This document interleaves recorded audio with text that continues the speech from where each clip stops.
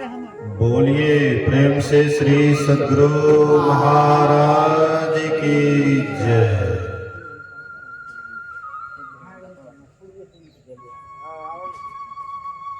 अखंड मंडलाकारं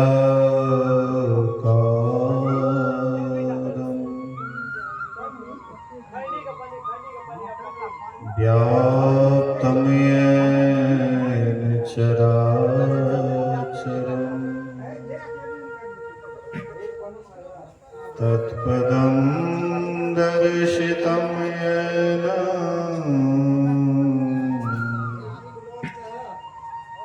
तस्मै श्री गुरुवे नमः।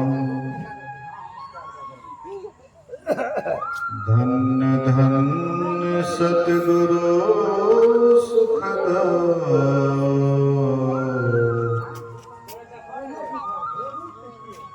महिमा कहे ना जाए।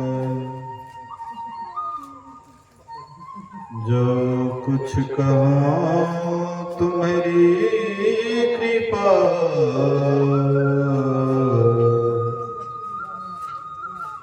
मोते कछो न साय। समवेत समादरणीय सज्जन वृंद, आदरणीय माताओं तथा भक्त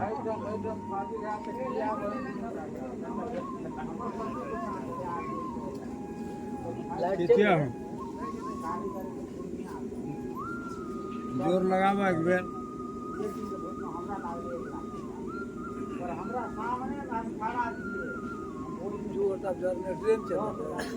थोड़ा सा उस सबको कहिए इशारा से काम करें। गए हुए नहीं उधर इशारा से काम करें। अच्छा। गेले गेले आदमी चले गेले बातचीत ज्यादा करें उधर थोड़ा सा। हाँ बड़े बात करे छै कहिया एक आगू में आबि गप करे ला जे सब पछाड़ी में गप करे जे कहे त फील्ड पर हमरो आर के सुनबे। हां ओने हल्ला करे छै एक आबि के हल्ला करे त कनी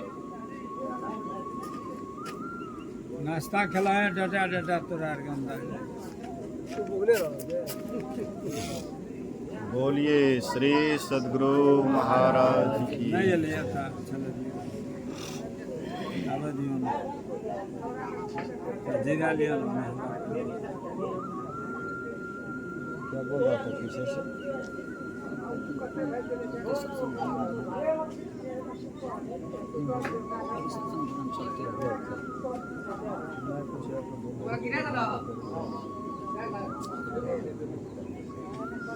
लगा रे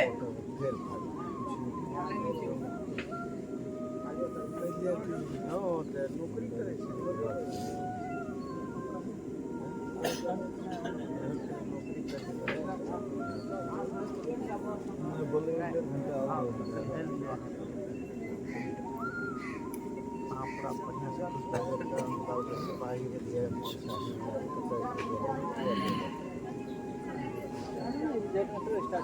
स्टार्ट नहीं मिले जनरेटर रे करे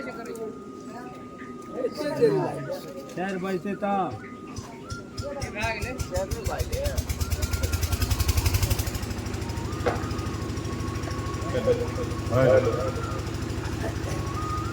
बोलिए श्री सद्गुरु महाराज की जय।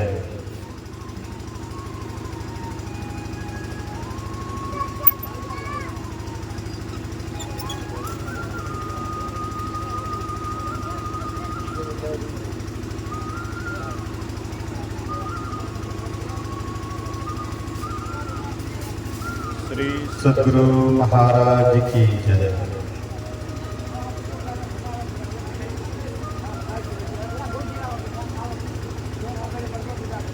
अभी हम लोग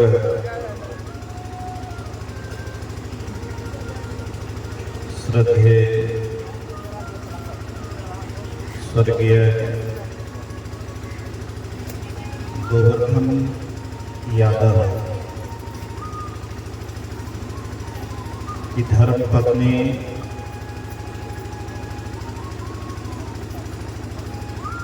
इन पांचों की मां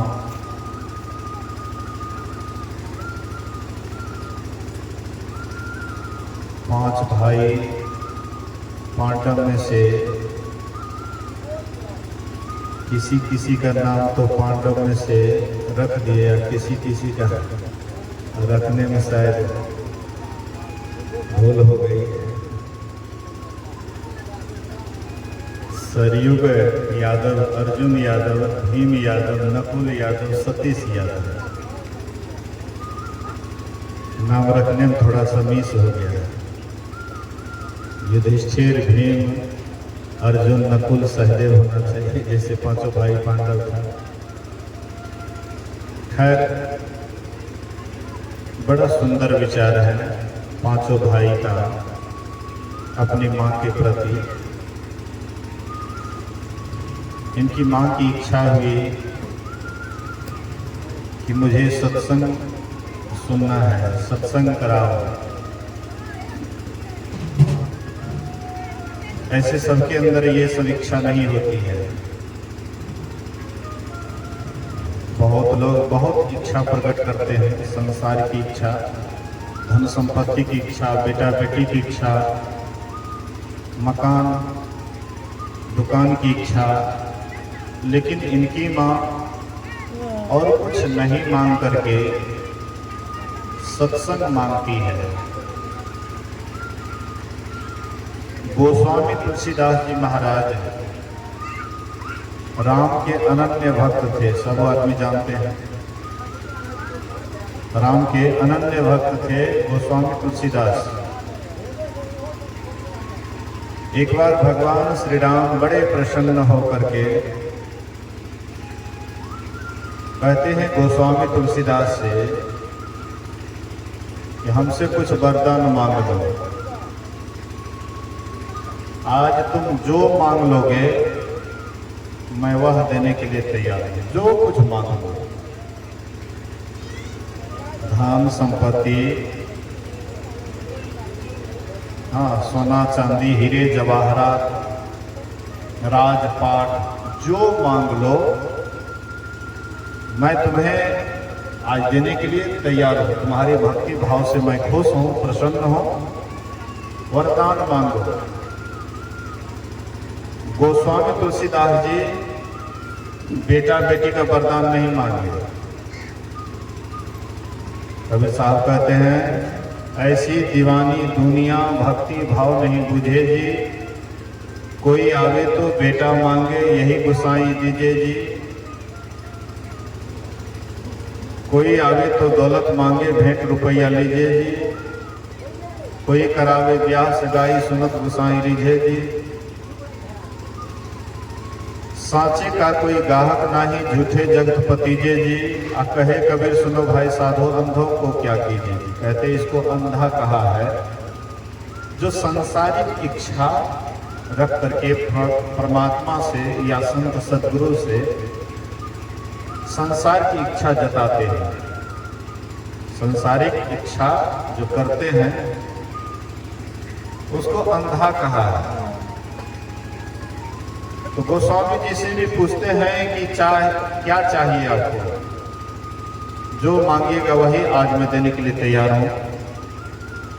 गोस्वामी तुलसीदास जी एक ही चीज मांगते हैं, देहि सत्संग श्रीरंग भव भंग कारण शरण स्वभारी। हे प्रभु, अगर आप मेरे ऊपर प्रसन्न हैं, खुश हैं, तो मैं आपसे एक ही वरदान मांगता हूं कि आप हमको सत्संग दीजिए। सत्संग दीजिए, क्योंकि सत्संग आपका निज अंग है। हम आपका ये शरीर देखते हैं 3.5 हाथ का। ये 3.5 हाथ के शरीर में पूरा शरीर निज अंग नहीं है। हम आपका हाथ है, पैर है, पूरा शरीर मिला करके, पूरा अंग मिला करके ये शरीर बना हुआ है।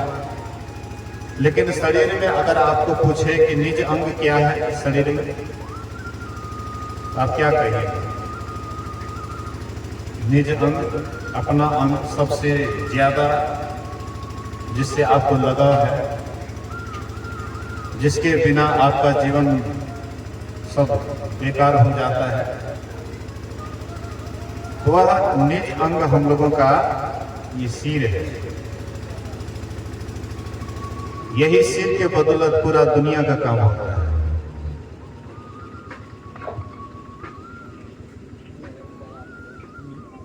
जिस दिन यह माथा खराब हो जाता है तो पूरा शरीर आपका बेकाम हो जाता है। क्या हो ना भागना हो लाइट बोलिए श्री सद्गुरु महाराज की जय। इतना ऑपरेटर को ढीला नहीं रहना चाहिए कि उधर बंद करेंगे या तब इधर लगाएंगे या इतना देर तक बंद रहेगा। सिस्टम इतना ढीला नहीं रहना चाहिए, एक जगह सिस्टम रखना चाहिए, तुरंत बदले। जनरेटर कहीं है, सिस्टम हाँ। कहीं है। उतना ट्रेंड नहीं बुझाता है, इतना विलम्ब नहीं करना चाहिए। बोलिए श्री सद्गुरु महाराज की जय। तो मैं क्या कह रहा था, निज अंग। हम लोगों के शरीर का जो अंग है, हाँ, ये जो माथा है ये हम लोगों का निज अंग है। जब तक ये माथा काम करता है तब तक आप संसार में आपकी प्रतिष्ठा होती है, आपका सम्मान होता है।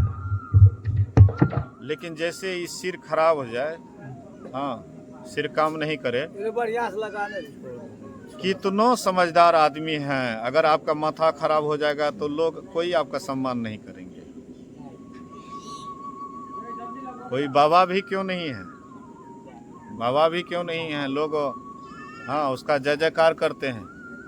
लेकिन माथा अगर खराब हो जाए तो बाबा को भी लोग पूछते नहीं, क्योंकि यही माथा ही आपका निज अंग है। माथे के कारण पूरा दुनिया का आप काम करते हैं। इसी तरह से परमात्मा का निज अंग सत्संग है। परमात्मा का निज अंग सत्संग है। नारद जी से भगवान विष्णु कहते हैं, हे नारद, कहते हैं नारद संत सदा ही प्यारे। हे नारद, मुझे संत सदा अति विशेष प्यारे हैं। नारद संत सदा अति प्यारे, नारद साध सो अंतर नाही। हे नारद, हमको और साधु में कोई अंतर नहीं है। जहां साध मेरो जस गावे, तहां करो मैं वासा। साध चले आगे उठ धाऊं, मोही साध के आसा। नारद साध संतर नाही। हे नारद, जहां पर मेरा साधु जस गाता है वहीं पर मैं निवास करता हूं। जहां हाँ साधु मेरा जस गान करता है मैं वहीं पर निवास करता हूं। साध चले आगे उठ धाओ, जैसे साधु दरवाजा से उठ करके चलने लगता है, भगवान कहते मैं उनसे पहले ही चल देता हूं, निकल जाता हूं। कि जहां मेरा साधु नहीं रहेगा तो मैं वहां नहीं ठहर सकता। साध चले आगे उठ धाओ, मोही साध की आशा। 68 तीरथ साध के चरणन, कोटि गया और काशी। कहते हैं साधु के चरणों में 68 तीरथ विराजमान होता है। आप कितना तीरथ करते हैं? 1 2 3 4। और साधु के चरण में 68 तीरथ। भगवान कह रहे हैं, भगवान स्वयं कह रहे हैं कि साधु के चरणों में 68 तीर्थ होता है। कहते हैं कि मुझे एक साधु की ही आशा है। अगर साधु महात्मा संसार से खत्म हो जाए तो लोग धर्म किसे कहते हैं क्या समझ पाएंगे? सब कुछ खत्म हो जाएगा। साधु अगर संसार से विदा हो जाए, सारा धर्म कर्म मटिया मेट हो जाएगा, कोई कुछ नहीं समझ पाएंगे। इसलिए कबीर साहब कहते हैं, आग लगी आकाश में, छुई छुई पड़े अंगार, असंत न होते जगत में तो जल जाता संसार। यही बात भगवान कृष्ण उद्धव से कहते हैं, उद्धव संत सदा अति प्यारी है। हे उद्धव, मुझे संत सदा अति प्यारी, विशेष प्यारी है।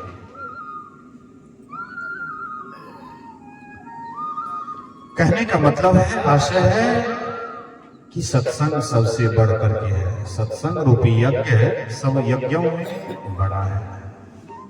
लोग बहुत यज्ञ करते हैं, द्रव्य यज्ञ करते हैं, वाजपेय, हाँ, अश्वमेध।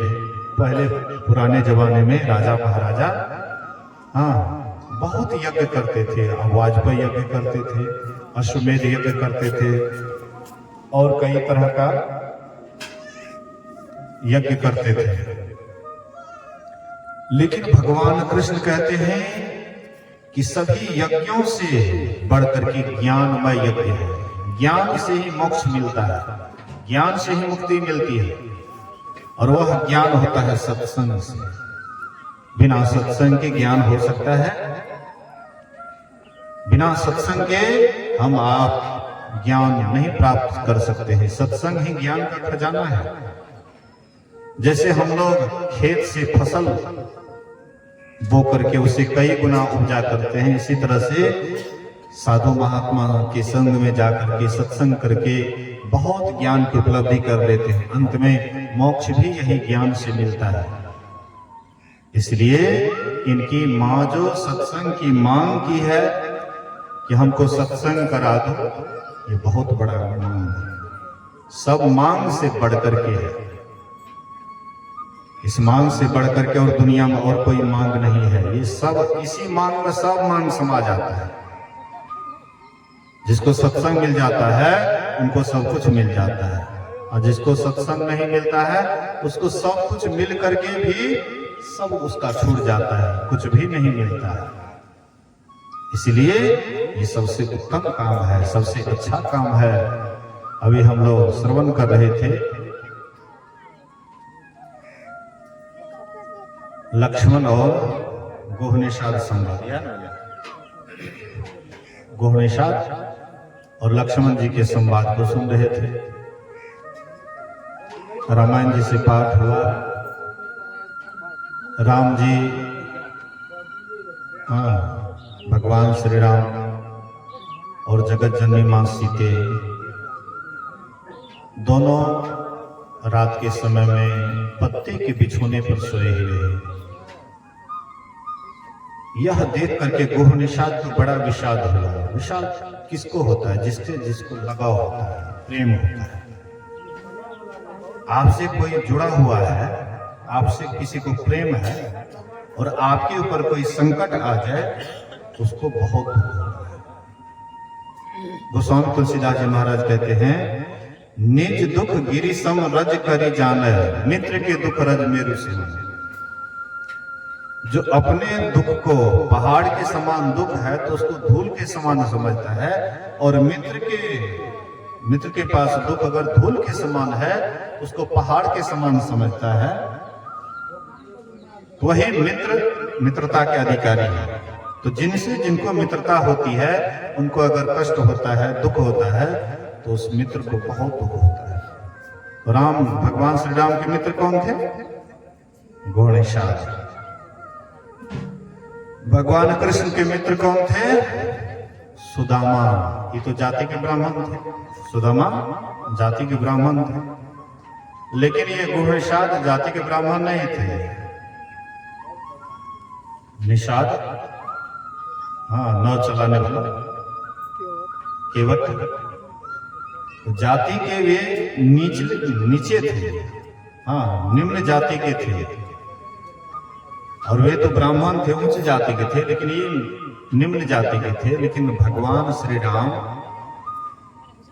से बहुत लगाव था। राम भगवान को भी गोवर्णशाल से बहुत लगाव था, बड़ा प्रेम था।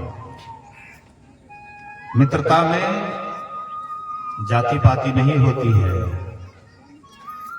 भगवान नीच से नीच को भी अपने गले लगाते हैं, ऊंच से ऊंच को भी गले लगाते हैं, लेकिन जो सब कुछ समर्पण कर देते हैं उनको प्रभु अपने गले से लगाते हैं। तो गोवर्णशाल नीच जाति के थे, लेकिन बड़ा प्रेम था भगवान से। भगवान पत्ते के बिछोने पर सोए हुए हैं और इसके लिए कैकेयी को दोष दे रहे हैं कि कैकेयी ने अच्छा नहीं की। भरी जवानी में अभी इनको राजपाट करना चाहिए, राजसुख में रहना चाहिए, लेकिन ये राजसुख से वंचित करने वाली कौन है? तो कैकेयी है। कैकेयी के ही कारण आज भगवान राम पत्ते के बिछोने पर सोए हुए हैं। यह सुन करके लक्ष्मण जी से रहा नहीं गया। लक्ष्मण जी हालांकि राम भगवान के बहुत निकटवर्ती सेवक थे, पूरे तन मन धन से भगवान श्री राम की सेवा में पूरा समर्पण किए हुए थे। लेकिन लक्ष्मण जी पक्षपात की बात नहीं करते, वेदांत बात करते, वेदांत की बात करते हैं।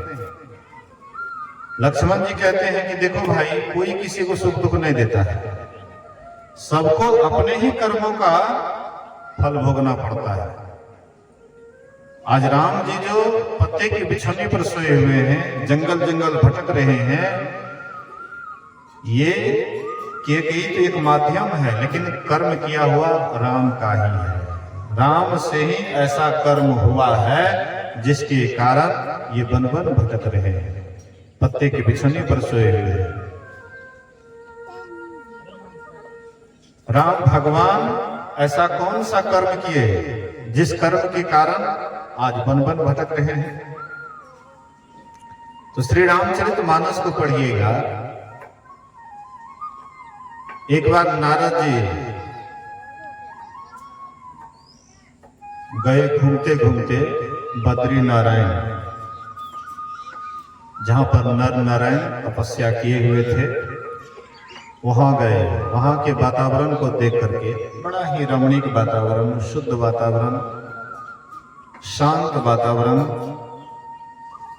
नारद जी वहां गए तो इनके मन में होता है कि बड़ा शांत बुझाता है, बड़ा एकांत बुझाता है, क्यों नहीं ये एकांत का आनंद ध्यान के द्वारा उठाया जाए।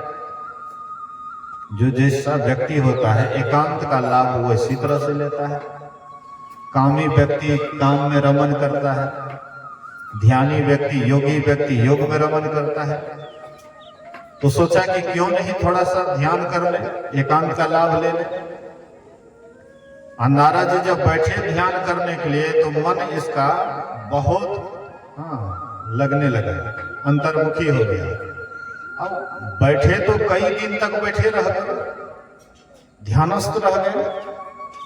यह देख करके देवताओं के राजा इंद्र, उनके मन में डर हो गया कि कहीं ये ध्यान करके तपस्या करके मेरे राज्य को न छीन ले, इंद्रासन को न छीन ले। इसीलिए ससेन ने कामदेव को भेजे। कामदेव के सेना सहित सबको भेजते हैं कि जाओ नारद जी के तपस्या में विघ्न डालो। नारद जी अगर तपस्या में सफल हो जाएगा तो मेरे इंद्रासन को छीन लेंगे, इसलिए उनके तपस्या में विघ्न डालो। तो कामदेव सेना सहित आए और नारद जी को विचलित करने का खूब कोशिश किए। बहिर्मुखी रहिएगा तभी ना, मतलब आपका ध्यान इधर उधर होगा। कामदेव आए, सुंदर फूल खिल गया, अप्सराएं गाने लगी, संगीत होने लगा, बहुत ही एक अलग ढंग का वातावरण हो गया। लेकिन बहिर्मुखी रहेंगे तब न बाहरी शब्द का प्रभाव पड़ेगा। लेकिन नारद बाबा बहिर्मुखी नहीं थे, अंतर्मुखी थे, ध्यानस्थ थे। इसलिए नारद बाबा के ऊपर कोई प्रभाव नहीं पड़ा। कितना हम कोशिश किए, कोई प्रभाव नहीं पड़ा। एक एक ध्यानी आदमी ध्यान करते हैं, अब बगल से बैंड पार्टी भी गुजरता है तो पता नहीं लगता है।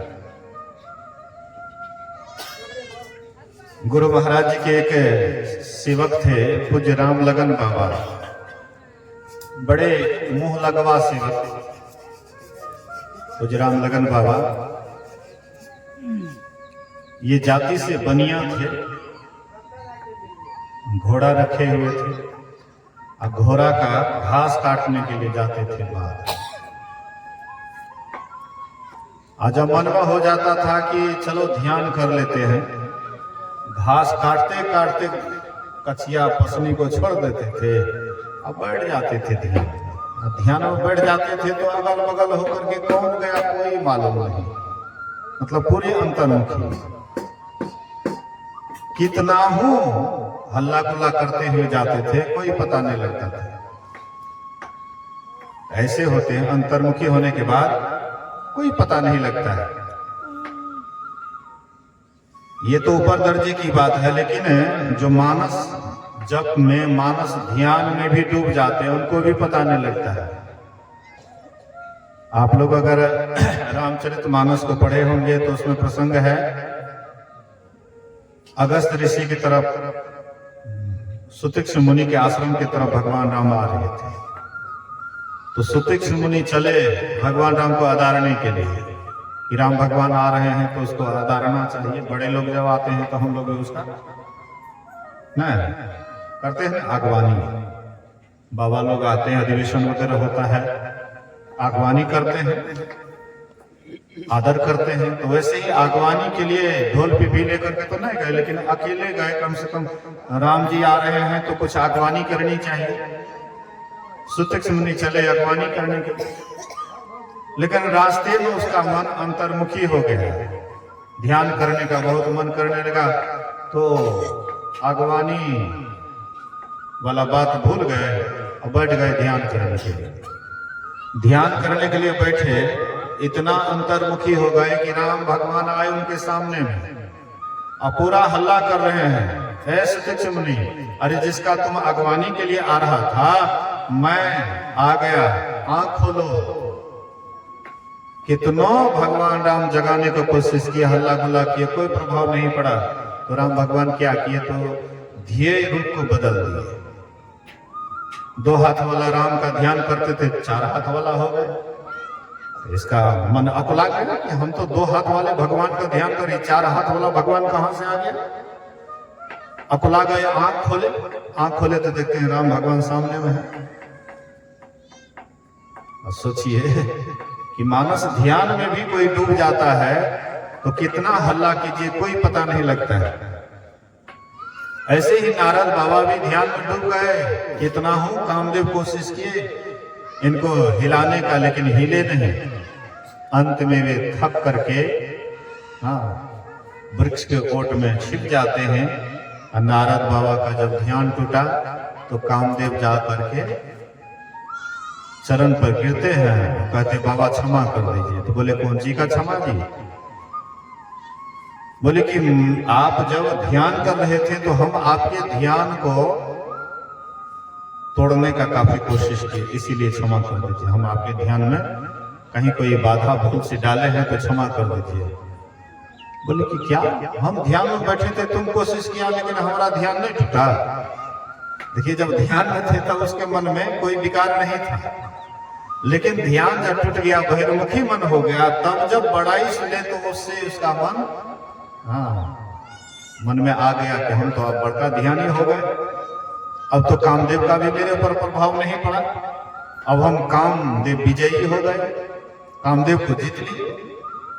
जैसे मन में होता है कि ये काम कर लिए तो तब तो अपने से आप बड़ाई करना शुरू कर देते हैं। कोनो भी काम आपसे कोई बढ़िया काम होता है तो नहीं देखते कितना बगाड़ते हैं, ए हमीर ये त्या तो ये काम भाग ले नहीं रहते देती है। लेकिन महापुरुष जो होते हैं कोई भी काम करते हैं तो इन्हें कहते हैं कि हम ही कर दिए। बोलिए श्री सद्गुरु महाराज की जय। राम भगवान कितना निशाचर को मारे न, रावण कुंभकर्ण बड़े बड़े योद्धा हैं, सबको मारे, सबको पछाड़े, सबको हराए, हाँ निशाचर का नाश कर दिए। तब जब अयोध्या आए तो कौशल्या, माँ कौशल्या कहती है कि राम तुम्हारा इतना सुकुमार चेहरा और तू इतने बड़े बड़े योद्धा को तुम मार दिया, हरा दिया, हमको विश्वास नहीं होता है। राम जी कहते हैं कि माँ तुमने ठीक कही कि इतना सुकुमार चेहरा, इतने बड़े बड़े दानवों को, हाँ इतने बड़े बड़े योद्धा को मैं कैसे हरा सकता हूँ। माँ हमने ये काम नहीं किया, ये तो हमारे कुलगुरु वशिष्ठ के ही कृपा से हमने सबका वध किया है, इसमें मेरा कोई खूबी नहीं है, खूबी तो हमारे गुरुदेव का है, उन्हीं का आशीर्वाद था मेरे ऊपर, उन्हीं की कृपा से चाहे हम जिसको भी वध के, जिसको भी पछाड़े, ये गुरु की ही कृपा से। सोचिए तो अपने ऊपर उसको लेना चाहिए, छाती पीट करके बताना चाहिए हाँ माँ मैं ही था, मैंने ही किया, हम आप रहते तो क्या इस बात को बर्दाश्त करते। माँ कहती कि तू नहीं किया है तो कहते नहीं हम ही कर रहे, हम ही मार रहे। लेकिन देख लीजिए बड़े लोगों के पास में यही एक खूबी होती है। गुरु वशिष्ठ कुल पूज्य हमारे, इनके कृपा धनुज रन मारे। गुरु वशिष्ठ के ही कृपा से, चाहे मैं जिसका भी वध किया हूं उन्हीं की कृपा से, अपने ऊपर नहीं हुए। तो बड़ी की बड़ी, हाँ बड़े बड़ाई ना करें, बड़े न बोले बोल, रहीमन हीरा कब कहे लाख टकामा मोल। हीरा कभी कहता है कि हम अनमोल, हमारा कीमत है, नहीं कहता है। नारद बाबा जब ध्यान में रहे तब तो ठीक, ध्यान से उतरे तो मन में हो गया कि हम कामदेव को जीत लिए। अब लगे अपने से ही अपनी बड़ाई करने, यहां से चले गए पिताजी के पास, ब्रह्मा जी के पास, और कहते हैं कि पिताजी हमने तो कामदेव को जीत लिया। बोले कि वाह तुमने तो बहुत बड़ा काम किया है, लेकिन ये आगे मत बढ़ाना। बोला कि ये हमारे बड़ाई से जलते हैं, इसलिए कहता है आगे मत बढ़ाना। वहां से गए शिव जी के पास, शिव जी से भी कहते हैं कि हम कामदेव को जीत लिए। बोले कि हाँ हाँ ठीक है, लेकिन आगे मत बढ़ाइए। बोले कि ये भी हमारे बड़ाई से जलते हैं। वहां से गए विष्णु भगवान के पास, विष्णु भगवान से कहते हैं कि हमने कामदेव को जीत लिया। भगवान विष्णु सोचते हैं कि हमारे भक्त के अंदर में अभी अंकुर अहंकार का हुआ है, और कहीं विशाल वृक्ष हो जाएगा तो हम ही को काटना पड़ेगा, इसलिए अभी अंकुर को भूजने में भलाई है। बीज को हाँ भूज दीजिए तावा में चाहे खपड़ी में, उसका जन्मेशन खत्म।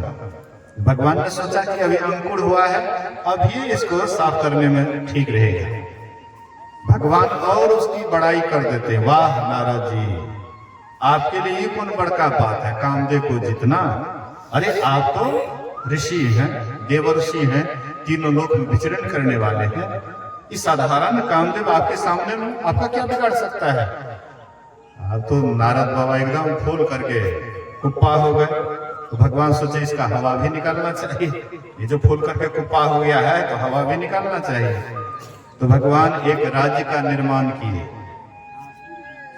और उसका एक राजा, शीलनिधि नाम के राजा, उसकी बड़ी सुंदर, अति सुंदरी, मोहनी, विश्व मोहनी कन्या, बहुत सुंदरी। तो वहां गए नारद जी, राजा बड़ा आदर सत्कार किए। आइए आइए नारद जी, आप तो सब ज्ञान जानते, ज्योतिष ज्ञान भी जानते हैं। देखिए तो हमारे पुत्री को हस्तरेखा देखिए, इनके लीलार में क्या लिखा हुआ है, इसके हस्तरेखा में कैसा वर है। तो नारद जी देखते हैं, और देख करके और बात गुण प्रकट कर दिए, एक बात को छिपा लिए, इसको वही वरेंगे जो तीनों लोग का मालिक होगा, जो तीनों लोग का मालिक होगा इसी का, इसका वही वर होगा। तो नारद जी सोचे कि बड़ा बढ़िया मौका है, ये सुंदरी हमको कैसे वर ले, हमको ही वरे, ऐसा कौन सा उपाय करें। ये बाबाजी वेश में तो ये नहीं बरेगी, कहाँ खूबसूरत कन्या राजकुमारी आई बाबाजी वाला दाढ़ी मूंछ हैं? और उम्र भी अब 60-65 का हो रहा है। इस उम्र में कौन बरेंगे? इतनी सुंदरी हमको कैसे बरेगी? तो सुंदरी सुंदर रूप को ही बरेगी। तो सुंदर रूप सबसे सुंदर है विष्णु भगवान का। जब पार्वती जी तपस्या कर रही थी तो शिव जी ब्रह्मचारी का वेश बना करके गए पार्वती के पास और कहते हैं कि तुम किसकी तपस्या करती है जिसको न माँ का ठिकाना है, न बाप का ठिकाना है, न खानदान का ठिकाना है, न जाति का ठिकाना है, अघोर है, श्मशान में रहता है, घर भी रहने के लिए नहीं है, खाने के लिए अन्न भी नहीं, भीख मांगता है। ये भीख मांगा से ब्याह करेगी? अरे विष्णु भगवान, उनके पास में सुंदर घर है? कितना सुंदर घर है, सारी व्यवस्था है, धन का मालिक है, पालन पोषण करने वाले हैं, और सुंदर भी उतना ही है। उनसे संसार में दूसरे उनके बराबर सुंदर नहीं है। महादेव अवगुण भवन, ये मतलब पार्वती कहती है, उत्तर देती है। विष्णु मतलब महादेव जी ब्रह्मचारी के रूप में जो उनको भड़का है, उसके उत्तर में यह कहती है, महादेव अवगुण भवन विष्णु सकल गुण धाम, लेकिन जाके मनोरथ जाही बसे ताही ताही से काम। मैं मानती हूं कि महादेव अवगुण के भंडार हैं, मैं इस बात को मानती हूं कि विष्णु गुण के भंडार हैं, लेकिन जिसके मन मंदिर में जो बसता है उसको उसी से काम है। अघोरी है तो अघोरिये सही, भिखारी है तो भिखारी सही, हाँ, जाति का ठिकाना नहीं, खानदान का ठिकाना नहीं, वो भी सही, लेकिन जिनके मंदिर में जो बसता है उसको उसी से काम है। हमको विष्णु भगवान से कोई मतलब नहीं है। बोलिए श्री सद्गुरु। इससे स्पष्ट होता है कि मतलब विष्णु भगवान तीनों लोक में सबसे सुंदर उसी का रूप था। तो नारद जी सोचे कि सबसे सुंदर रूप तो विष्णु भगवान का है। अगर विष्णु भगवान अपना रूप दे दे तब तो कहना क्या है, विष्णुनी हमको ही बरेगी, दूसरे को नहीं बरेगी, हमको ही बरेगी। लेकिन वो देंगे अपना रूप कैसे? तो उसकी आराधना करेंगे, प्रार्थना करेंगे, स्तुति करेंगे। स्तुति से खुश होते हैं ना, हम लोग भी स्तुति करते हैं। बोलिए श्री सद्गुरु महाराज की जय। स्तुति हम लोग भी करते हैं। गुरु महाराज जी का बनाया हुआ 1.25 घंटा का स्तुति है, 1.25 घंटा। सब क्षेत्र छर अपरा पर बहुत सत्संगी करते भी नहीं है लंबा स्तुति होने के कारण, और संप्रदाय वाला तो स्तुति खाली सत्संगे में करते हैं। संत मत के सत्संगी अकेले में भी करते हैं, लेकिन बहुत कम सत्संगी करते हैं। हाँ, बहुत कम करते हैं, क्योंकि गुरु महाराज जी एक रीति बना दिए कि नित्य प्रति स्तुति प्रार्थना करना चाहिए। ध्यान के लिए ये बहुत बड़ा उपयोगी है। तो स्तुति करने पर वे खुश होते हैं, तो सोचे कि जाएंगे वैकुंठ, वहां से आने में लेट हो जाएगा, तब तक यह दूसरे को वरण कर लेगी, इसलिए थोड़ा सा साइड गए। हाँ, थोड़ा सा बाहर गए और वहां पर एकांत में आराधना करते हैं, एकांत में स्तुति करते हैं भगवान विष्णु की। भगवान विष्णु प्रकट हुए, बोले नारद जी क्यों हमको याद किए, क्या कारण था? बोले कि ऐसी ऐसी बात, ऐसी ऐसी बात, आप अपना रूप दे दीजिएगा तो वह सुंदरी हमको ही बरेगी, इसलिए आप अपना रूप दीजिए। तो भगवान विष्णु कहते हैं कि नारद, जिससे तुम्हारी भलाई होगी मैं वही करूंगा। परमात्मा किस तरह से हम आपकी भलाई करते हैं हम आपको पता नहीं है। हाँ, हम आपको पता नहीं है। ज्ञानेश्वर, संत ज्ञानेश्वर के पिता पहले सन्यासी थे। उनके पिता पहले सन्यासी नहीं, शादी करके सन्यासी हुए। शादी करके सन्यासी हुए और उनकी पत्नी खोजते खोजते वही महात्मा जिनसे वो संन्यास लिए थे उसी के पास चले गए और कहते हैं कि हमारे पति सन्यासी बन गए। वो झूठ बोल कर कि मेरी शादी नहीं हुई है इसलिए सन्यास दे दिए, तो झूठ बोलकर सन्यास ले लिए। और उनके गुरुदेव जब जाने कि इनकी पत्नी सधवा है, इनके इंतजार में है, उसको छोड़ छाड़ करके सन्यासी बन गए हैं, तो गुरुदेव कहते तुम जाओ पत्नी का पहले देख रेख करो, उसका देखभाल करो। तो सन्यास से जो गृहस्थ आश्रम में आए थे तो ब्राह्मण सब उसको बिल्कुल बार दिए थे। हाँ, आग पानी सब कुछ बार दिए थे। लेकिन क्या पता सन्यास से भ्रष्ट होने के बाद उसका संतान इतना बड़ा महात्मा बनेगा, ये कौन जानते थे। भ्रष्ट होकर के भी इतने बड़े महान, 3 पुत्र हुए, 1 पुत्री हुआ, तीनों पुत्र और पुत्री चारों एक पर एक ब्रह्म ज्ञान, एक पर एक पहुंचे हुए महात्मा। तो क्या पता परमात्मा किसकी भलाई किस ढंग से करेंगे हम आपको पता नहीं, वे सब कुछ जानते हैं, परमात्मा सब कुछ जानते हैं। नारद जी की जिसमें भलाई होगी भगवान ने कहा कि मैं वही करूंगा जिससे तुम्हारी भलाई हो। तो भगवान क्या करते हैं, गर्दन से नीचे अपने जैसे बना दिए, 4 हाथ पीतांबरधारी चक्र गदा लिए हुए, लेकिन गर्दन से ऊपर बंदर का रूप दे दिए। तो नारद जी देखते हैं, अपने तरफ निहारते हैं तो नीचे देखे कि ये तो विष्णु भगवान का बिल्कुल हूबहू रूप हो गया है, लेकिन चेहरा तो नहीं देखे। अपना चेहरा अपना हम देखते हैं, अपने से अपना चेहरा नहीं देखते हैं। और देखते भी हैं तो मान लीजिए कि दर्पण का सहारा या पानी वगैरह होता है तो उसमें अपना परछाई देखते हैं, लेकिन ऐसे हम आप नहीं देख पाते। तो नारद जी नीचे देखे तो देखा कि भगवान विष्णु का बिल्कुल रूप है। बड़े खुश हुए और खुश होकर के चले गए वहां जहां पर स्वयंवर हो रहा था। तो वह मोहिनी जयमाला लेकर के घूम रही थी। नारद जी एकदम सीना तान करके एकदम आगे में बैठे हुए थे कि वह हमको ही जयमाला डालेगी। आराम से बैठे हुए थे सीना तान करके, हमको वह सुंदरी बनेगी। लेकिन वह सुंदरी घूम जाती है, नारद बाबा से आगे चली जाती है, इनके गले में जयमाला नहीं डाला। नारद जी सोचे कि हो सकता है देखने में भूल कर गई होगी, हम मेरे तरफ बढ़िया से नहीं देखी इसलिए हमारे गले में जयमाला नहीं डाली। तो फिर आगे बढ़ जाती है तो नारद बाबा भी फिर आगे चले गए कि हमको देखे, हमारे गले में जयमाला डाले।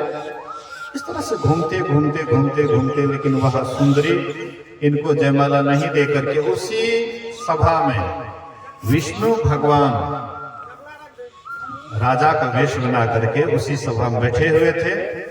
वह विश्व मोहिनी जाती है और भगवान विष्णु के राजा रूप में जो थे उसी के गले में जयमाला डाल दिए।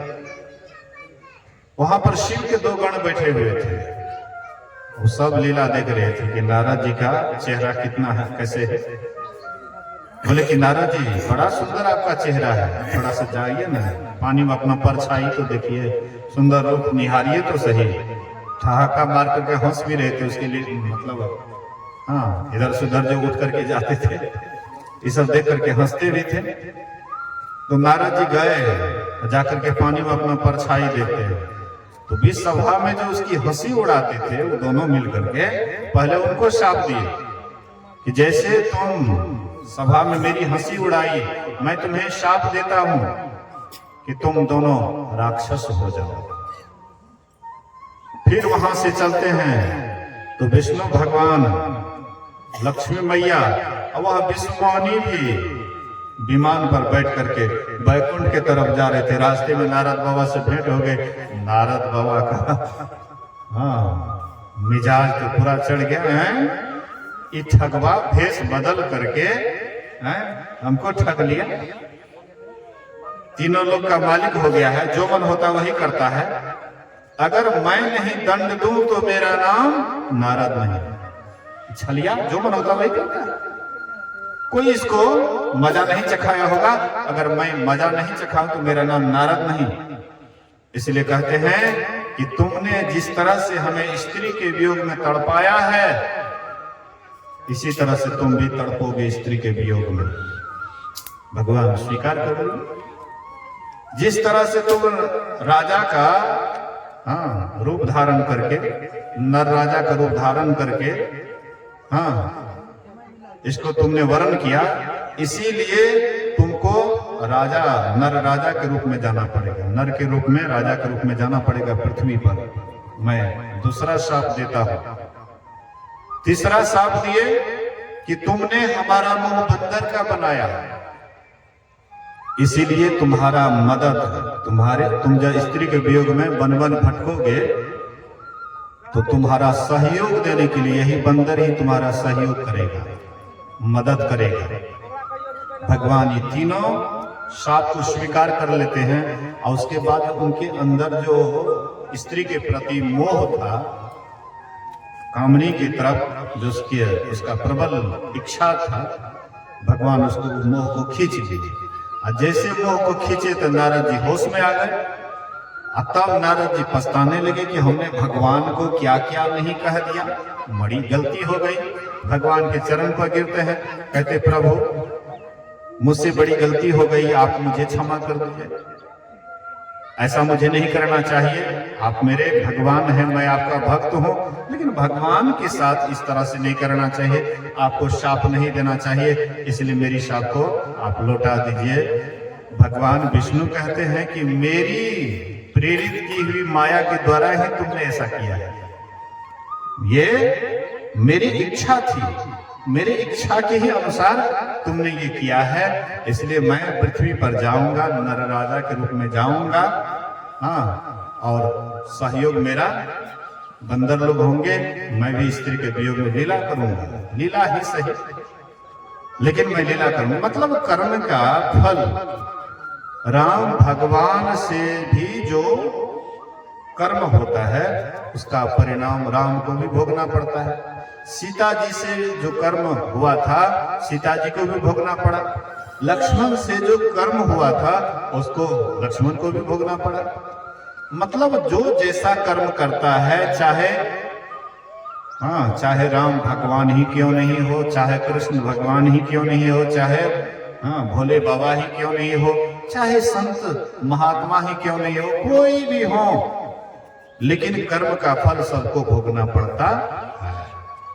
जो कर्म कर लेते हैं, आपसे जो कर्म हो जाता है उस समझिए ब्रह्मा जी का लकीर हो जाता है, और उस कर्म का फल आज न कल आपको ही भोगना पड़ता है। आपके बदले कोई दूसरा आदमी नहीं भोगता है, आपको ही भोगना पड़ता है, क्योंकि कर्म आपने किया है। बहुत लोग सोचते हैं कि मैं गलती से ही कर्म करता हूं और सब मिल करके वह गलत किया कमाई का, गलत कमाया हुआ सब जब खाता है तो सबको ही भोगेंगे। कहते नहीं, संत पलटू साहब कहते हैं अपनी अपनी करनी अपनी अपने साथ करे जो आगे आवे, बाप के करनी बाप पूत के पूते पावे, जोड़ू के जोड़ो ही फले खसम के खसम को फलता, अपनी करनी सेती जीव सब पार उतरता, नेकी बदी है दोई और न संगी कोई, देखो बूझ विचारी संगी जई है दोई, पलटू करनी और के नहीं और के साथ, अपनी अपनी करनी अपने अपने साथ। तुम जो कर्म करते हो तुम्ही को भोगना पड़ेगा। अगर पिता बेईमानी करके जमीन किसी का हड़प लिया, मान लीजिए उदाहरण स्वरूप, पिता अगर किसी का जमीन बेईमानी करके किसी का जमीन हड़प लिया है तो वह कर्म का फल पिता को भोगना पड़ेगा। बेटा तो आराम से बैठ करके खाएगा। मान लीजिए किसी का रुपया ठग करके आपने सुंदर मकान बना लिया, तो उस मकान में ऐश मौज आपका बेटा भी करेगा, आपका पोता भी करेगा, लेकिन वह कर्म का फल आपको ही भोगना पड़ेगा। न बेटा भोगेगा न पोता भोगेगा, क्योंकि गलत कर्म किया है आपने, तो भोगेगा कौन? बेटा पोता। हाँ, लेकिन आपके छत्र छाया वो सुख चैन से रहेंगे, लेकिन आप बेचैन रहेंगे। इसलिए तुलसी यह तन खेत है, मन वच कर्म किसान, पाप पुण्य दोई बीज है, बुने सोलने निधान। कहते हैं तुलसी यह तन खेत है, ये शरीर इसको खेत कहा है। जैसे हम लोग खेत, अपना खेत होता है ना, तो खेत में जो आप बौग करते हैं, जैसा फसल बोते हैं तो वैसा फसल काटते हैं ना। धान अगर आप बिड़ार गिराते हैं, बिड़ार गिरा करके उसको रोपते हैं, उसके बाद उसका जब फसल होता है तो कई गुना होकर के आता है। जितना ही आप फसल बोते हैं उतना ही उपजा नहीं होता है, उतना ही उपजा होगा तो कोई आदमी खेती करेंगे। हाँ, एक किलो धान का बीज बोइए, 1 किलो उपज करके आएगा तो कोई आदमी खेती करेंगे? सब आदमी खेती छोड़ देंगे। इसी तरह से जैसे आप 1 किलो बीज देते हैं और उससे कई मन आपके यहाँ उपज करके आता है, ऐसे ही आप शुभ कर्म करते हैं या अशुभ कर्म करते हैं, उससे भी कई गुना उपज करके आपके पास आता है। शुभ का फल सुखदायी होता है, अशुभ का फल दुखदायी होता है। लेकिन दोनों बंधन है। शुभ कर्म भी बंधन है, अशुभ कर्म भी बंधन है। शुभ कर्म का फल आपको स्वर्ग जाकर के भोगते हैं और अशुभ कर्म का फल आप नरक जाकर के भोगते हैं। लेकिन दोनों बंधन है, दोनों से ऊपर उठने के लिए कहते हैं। शुभ का भी आपको कर्म फल नहीं लगे, अशुभ का भी कर्म फल आपको नहीं लगे, इसके लिए क्या उपाय है, इसके लिए क्या करना पड़ेगा? तो कहते हैं यदि शैल समम पापम विस्तृणम बहुयोजनम भिद्यते ध्यान योगेन नान्यो भेद कदाचन। कई योजन तक पहाड़ के समान यदि पाप राशि हो तो अभी ध्यान योग से नष्ट हो जाता है। इसके समान पापों का नाश करने वाला आज तक कभी कुछ नहीं हुआ है। बोलिए श्री सद्गुरु महाराज की जय। गुरु नानक देव कहते हैं जहां जहां कर्म करे बहु तेरा, तहां तहां आप बंधायो। जहां जहां हम जो भी कर्म करते हैं, शुभ या अशुभ करते हैं, वहीं पर अपने हाथ से अपने से बंधन डालते हैं। अपना बंधन अपने से हम तैयार करते हैं, दूसरा आदमी हमारे लिए तैयार नहीं करता है, हम अपने से ही अपना बंधन तैयार करते हैं। तो ये बंधन हमारे ऊपर ना लगे, शुभ अशुभ का बंधन ना लगे, क्या कोई ऐसा ही भी उपाय है? गुरु महाराज कहते थे ध्यान करते हुए अगर कर्म करोगे तो कर्म का फल तुमको भोगना नहीं पड़ेगा।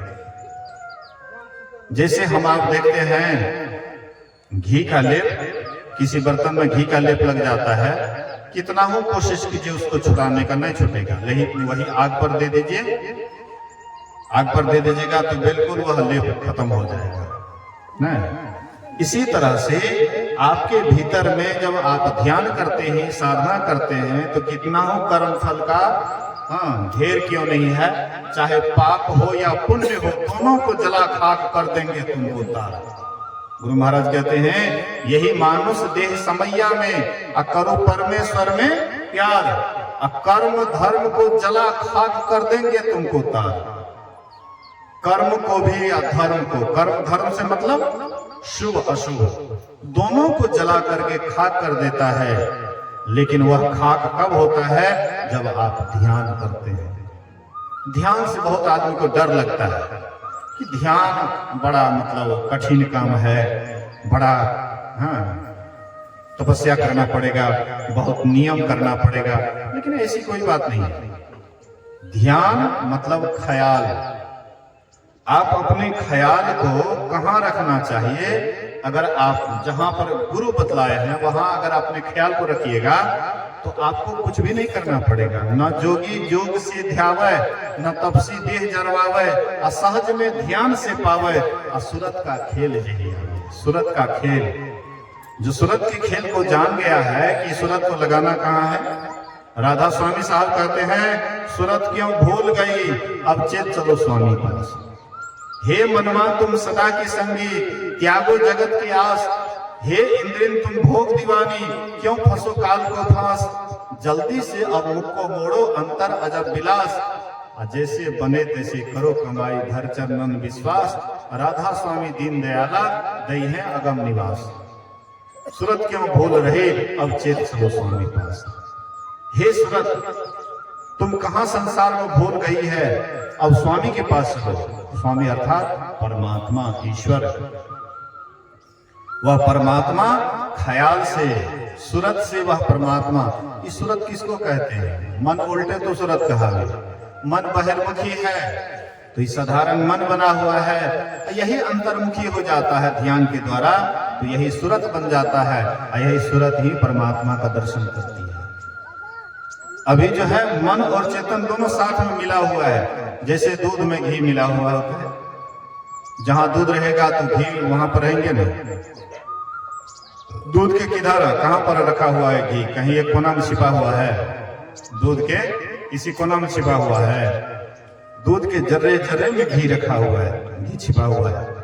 इसी तरह से जैसे दूध में घी मिला है, वैसे ही मन में चेतन, चेतन में मन मिला हुआ है।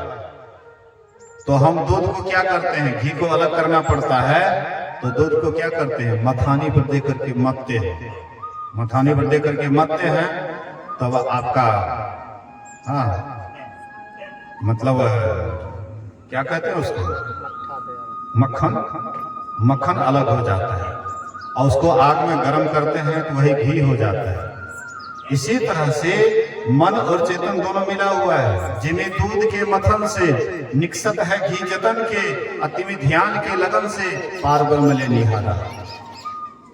जैसे दूध के मथने से घी होता है, वैसे ध्यान के मथानी से मथने से तुम परमात्मा का दर्शन कर सकते हो, ईश्वर का दर्शन कर सकते हो। लेकिन जब तक ध्यान नहीं कीजिएगा, चाहे कोनो संप्रदाय वाला बन चाहिए, रामानंदी हो कि कबीर पंथी हो कि नानक पंथी हो, दादू पंथी हो, कोई भी पंथ पंथाई से आप हैं, लेकिन ध्यान अगर आप नहीं करिएगा तो कभी भी परमात्मा को प्राप्त नहीं कर सकिएगा। ध्यान अगर कीजिएगा, एक न एक दिन आपको लक्ष्य की प्राप्ति जरूर होगी। आज न कल निश्चित आप लक्ष्य को पाएंगे। ध्यान भजन हीन लही हलो प्रभु धन। गुरु महाराज कहते हैं, ध्यान भजन से जो हीन है वो प्रभु रूपी धन को कभी प्राप्त नहीं कर पाएगा। तो ध्यान से ही सब कुछ मिलता है। ध्यान ही परमात्मा को प्राप्त कराने के लिए सर्वोपरि उपाय है। इसलिए सब कोई ध्यान कीजिए, ध्यान सब कोई कीजिए। गुरु महाराज कहते हैं, बैसाख सकलो साख ग्रंथन की रहे जानत को। बैसाख सकलो साख ग्रंथन की रहे जानत को। कहते हैं कि कोई खूब ग्रंथ को पढ़ लिया है, कितना हो प्रवचन करते हैं, लेकिन अगर ध्यान नहीं करते हैं तो कभी भी ईश्वर परमात्मा को प्राप्त नहीं कर पाएंगे। इसलिए ध्यानाभ्यास करो, सद ही चातक दृष्टि बनाइए। ध्यानाभ्यास कीजिए चातक पक्षी की भांति। स्वाति नक्षत्र में चातक पक्षी आकाश की तरफ मुंह बाए हुए रहता है। बड़े बड़े नदी, तालाब, समुद्र का निरादर कर देते हैं, लेकिन जैसे ही स्वाति नक्षत्र का बूंद उसके मुंह में जाता है, उसको बड़ा प्रेम से ग्रहण करते हैं। इसी तरह से हम आप भी ध्यान करेंगे। ध्यान में ज्योति की प्राप्ति होती है और परमात्मा के आवाज को सुनते हैं। जैसे हम लोग बाहर में देखते हैं प्रकाश और शब्द, ऐसे अंदर में भी आपके भीतर में भी ज्योति है और हम आपके भीतर में भी परमात्मा का आवाज होता है। और जो ध्यान करेंगे वे परमात्मा की ज्योति को प्राप्त करके परमात्मा के आवाज को प्राप्त करेंगे और वही आवाज आपको खींच करके सीधे परमात्मा से मिला देंगे। कहते हैं, चुंबक सब शब्द है भाई, चुंबक सब लोग ले जाई, ले निकारी होखा नहीं पीरा, असत शब्द जो बसे शरीरा। जिनके अंदर में सारा शब्द बसता है, सत शब्द बसता है, वही सार शब्द आपको परमात्मा से ले जाकर के मिला देते हैं। आपके आवागमन का सदा के लिए अंत हो जाता है। तो इन्हीं को सुनिए, समझिए और अपने जीवन में उतारने का प्रयास कीजिए। ये पांचों भाई जो अपने माँ को सुनाने के लिए सत्संग का आयोजन किए हैं, बहुत सुंदर काम किए हैं। गुरु महाराज जी करे ये पांचों भाई इसी तरह से अपने माँ के प्रति आस्था विश्वास रखे, इनकी सेवा सुरक्षा करे। गंगा स्नान किया है, ये सबसे असली गंगा स्नान है। अपने माँ पिता की सेवा करना ये सबसे बड़ी गंगा स्नान है। अगर माँ बाप की सेवा नहीं किए और हम आप जाते हैं गंगा स्नान करने के लिए तो गंगा मैया आपसे डर करके भाग जाती है, जगह छोड़ देती है। वहां पर पानी में ही आप डुबकी लगाते हैं, ना कि गंगा मैया। तब आपके लिए पानी हो जाता है। माता पिता की सेवा नहीं करके आ जाइएगा गंगा स्नान करने के, तो गंगा मैया पानी छोड़ करके भाग जाएगी। ये पाप यहाँ आया है? माँ बाप की सेवा किया नहीं है, आया है हमारे में स्नान करने के लिए, तुम्हारा पाप धुल जाएगा और पाप ऊपर से चढ़ेगा। लेकिन माँ बाप का जो सेवा करते, चाहे गंगा स्नान जाए या ना जाए, कोई अंतर नहीं पड़ता है। समझिए कि माँ बाप के आशीर्वाद से वह बच्चा दिन प्रतिदिन आगे ही बढ़ता है। तो ये जो शुभ काम किए हैं, बहुत सुंदर काम किए हैं। गुरु महाराज जी की ओर से बहुत बहुत इनको धन्यवाद है। ये लोग इसी तरह से अपनी माँ की सेवा करें। इसी शुभ वचन के साथ आइए गायक लोगों से कुछ भजन सुनते हैं। बोलिए श्री सद्गुरु महाराज की जय।